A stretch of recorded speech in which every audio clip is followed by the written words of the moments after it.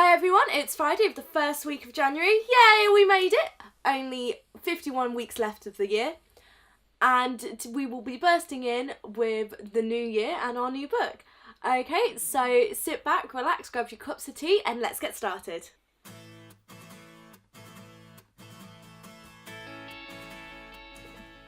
Okay, so today I will be reviewing The Princess Diaries and my other copy of The Princess Diaries. And I also have it on audiobook. I want to say that I have so many copies because I really like this book. That's not true. I bought this copy a few years ago and tried to start reading it, put it down, forgot about it, forgot I had it and thought, oh, I really want to read The Princess Diaries because I love the film so much. So I bought a second copy and then I tried to get through that and I put it down and I couldn't be bothered. So then I thought, right, I'll listen to the audiobook because it's done by Anne Hathaway. So I was really excited about listening to it, hearing her voice with all the characters. I've not been able to finish this book. I can't. I don't like it. Okay, so I'm a big believer of trying to finish books, to, give it a chance. I've read half of it. I've read about half the book, maybe a little less. And I feel like at that point, if you've not been able to get through it 3 times, you can say, I'm done with this book. So it is going to be a short review today because I really didn't have much more to say. I never read it as a teenager, and I think maybe if I'd read it when I was maybe 15 or 16, I might have liked it more, but I'm not really sure. I find Mia so annoying. She is so whiny and just everything is so bad. I don't know why she's friends with Lily in this book because all she does is seem to complain about her and then occasionally mention something that she likes about her. As I've been writing my current book, that is a criticism I've had about my main character in the first draft, so I'm rewriting completely to try and make her more likeable or just less whiny and make her friendship with her best friend seem more realistic rather than this kind of hatred they have for each other. And that's what this book seems to have done, something that I've been criticised for. This book seems to have carried on with, which is great if that's what they're going for, but I couldn't finish it. Also, Lily in this book. She's really brash and out there and does not have any qualms about standing up for what she believes in, saying what she wants, which is great. But in this book, she also has a stalker who's obsessed with her feet, who was previously arrested after she tormented him, and now he's back out of prison. She is gonna carry on tormenting him on her cable show. And it's just a bit weird, and it feels kind of out of place for a book that's supposed to be about being a princess and things like that. It just feels like a real tonal shift in the book. So you've got the fact she's going to become princess and, school drama and stuff like that. And then you have this sub-story about a guy who fetishizes a teenager's feet. And so on her cable show, she talks about changing her shoes and how she's not wearing shoes, but she's not showing them on camera after he sent her gifts. It's really, really creepy. And her parents are just like, because the psychiatrist, I feel like we need to talk about your need to torment this poor guy who's creepy and weird and has been to prison. It's just so strange and weird to read about that you're just like, okay, that's odd. So the main differences, I think, was that obviously Anne Hathaway as Mia Philomopolis, she is so nice, she's so quirky and likeable, and she's just lovely. We all want to be her friends. The Princess Diaries was the perfect teenage film when we were kids.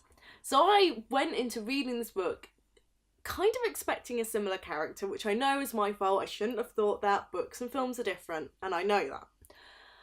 So her dad is alive in the book, which is fine, but he's just a bit annoying. And I think the biggest difference is the grandmother. In the film she's Julie Andrews. In the book, maybe she changes. Maybe her character develops, but I have never got to that point. At the moment, she is a shrew. She's horrible, and she has eyeliner tattooed on her, which is creepy. I picture it in my head, and I'm creeped out. But Mia seems to have this really great life, apart from the fact her mum's totally flaky and can't seem to do basic things like remember to go shopping, pay the bills, anything like that, which, you know, a mother should do. Her mum doesn't. And then, but they live in New York, and like Mia goes to Broadway to see Beauty and the Beast a load of times with her dads, and she goes to a really great school, but she just complains all the time.